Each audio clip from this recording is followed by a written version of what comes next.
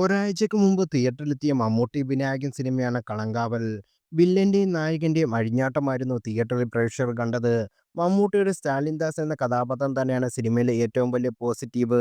ഇത്രത്തോളം നെഗറ്റീവ് ഷെയ്ഡുള്ള കഥാപാത്രം മമ്മൂട്ടിയല്ലാതെ മലയാള സിനിമ ഇൻഡസ്ട്രിയിൽ ഏത് സൂപ്പർ സ്റ്റാർ ചെയ്യും എന്ന ചോദ്യം ഉയർന്നിടത്താണ് മെഗാസ്റ്റാറിന്റെ അഭിനയത്തോടുള്ള കാണികളുടെ അളവിൽ കവിഞ്ഞ ആരാധന ഉടലെടുക്കുന്നതും.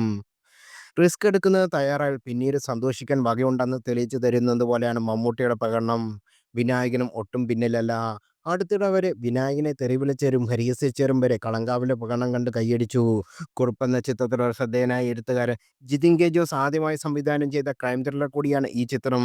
റിലീസ് ചെയ്ത് 6 ദിവസം പൂർത്തിയാക്കിയപ്പോൾ മമ്മൂട്ടി നായകനായ ചിത്രം ബ്ലോക്ക് ബസ്റ്റർ ഹിറ്റായി ബോക്സ് ഓഫീസിൽ തൂത്തുവാരുകയാണ്.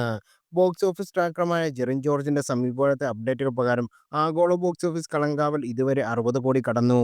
ജിതിൻ ജോസ് സംവിധാനം ചെയ്ത ചിത്രത്തിന്റെ ആദ്യ ആഴ്ചത്തെ ബോക്സ് ഓഫീസ് കളക്ഷൻ അവസാനിക്കുമ്പോഴും 62 കവിയുമെന്നാണ് അനുമാനിക്കാം. 25 കോടിയിലധികം ബജറ്റിൽ നിർമ്മിച്ച ചിത്രം ഒരാഴ്ചക്കുള്ളിൽ ഇരട്ടി നേടിയതിന്റെ അത് തീർച്ചയായും പ്രശംസ അർഹിക്കുകയും ചെയ്യുന്നു.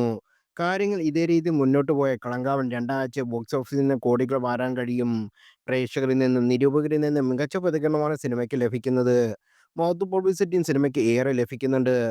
സിനിമ തിയേറ്ററിൽ രണ്ടാഴ്ച പിന്നിടുമ്പോൾ ലോകമെമ്പാടുമുള്ള ബോക്സ് ഓഫീസ് 100 കോടി കടക്കുമെന്നാണ് ഇപ്പോഴത്തെ കളക്ഷൻ റിപ്പോർട്ട് വിളിച്ചു പറയുന്നത്.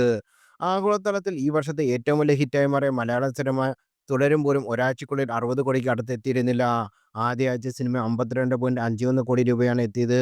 എമ്പുരാനേക്കാൾ ഏകദേശം 31 കോടി കുറവാണ് തുടരും എന്ന ആദ്യ ആഴ്ചയിൽ നേടിയത്.